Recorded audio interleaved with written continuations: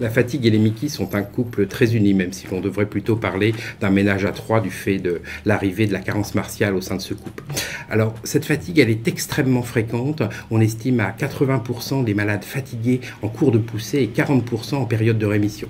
Et cette fatigue, elle va bien au-delà des poussées symptomatiques de la maladie parce que ces déterminants restent constants au cours du temps pour beaucoup d'entre eux en dehors des périodes d'activité de la maladie. La fatigue est à un niveau très élevé au cours des Mickey, on peut la quantifier, elle est essentiellement physique et elle est comparable à celle que l'on observe en intensité dans des pathologies aussi sévères que le cancer.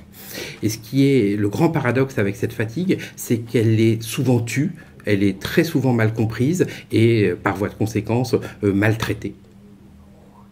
Cette situation va changer parce que les préoccupations du patient commencent à émerger et sont en phase maintenant avec les préoccupations du corps médical. Il ne s'agit plus de contrôler simplement la maladie, mais d'aller au-devant des attentes du patient. Et la fatigue est l'un des premiers éléments qui doit être traité lorsque l'on prend en compte ces demandes des patients.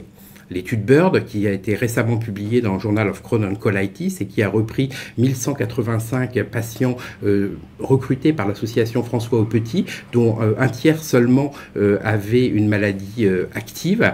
Ces patients ont répondu à plusieurs échelles pour analyser les niveaux de fatigue, de dépression, d'anxiété et les taux de fatigue sévères calculés par le score FACIT sont très importants et touchent pratiquement un patient sur deux.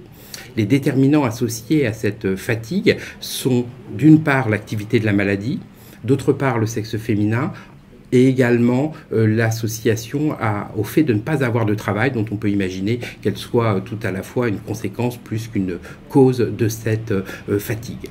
Ce point est important parce que cette fatigue, il va falloir apprendre à lui faire une place dans la consultation de gastro-entérologie et la feuille de route que je vous propose est la suivante. La première, c'est de faire émerger cette plainte en utilisant soit une question ouverte, soit en laissant l'agenda de la consultation au patient qui, exposant ses besoins, va vous parler très très vite de cette fatigue. La deuxième chose, point important, ça va être de rassurer le patient sur cette fatigue, de dire qu'il n'est pas le seul et que vous allez pouvoir vous en occuper parce que on va chercher à identifier les déterminants bien connus dans la littérature. Le premier est l'activité de la maladie et donc il faudra se reposer la question du traitement de fond.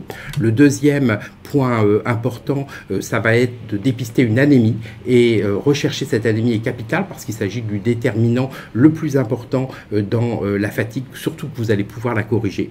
Et cette anémie, elle va être très souvent en rapport avec une carence martiale, de l'importance du dépistage de ces carences. Une fois que vous avez réglé le problème de l'inflammation, de l'anémie, que vous avez dépisté la carence martiale en situation d'anémie, mais également en l'absence de cette anémie, vous allez pouvoir chercher des causes beaucoup plus rares qui notamment peuvent être liées à certains traitements, en se souvenant que souvent le traitement est débuté pour une poussée de la maladie, il est associé par le patient à sa fatigue, alors qu'en fait, c'est un des étapes qui va lui permettre de sortir de cet état de fatigue.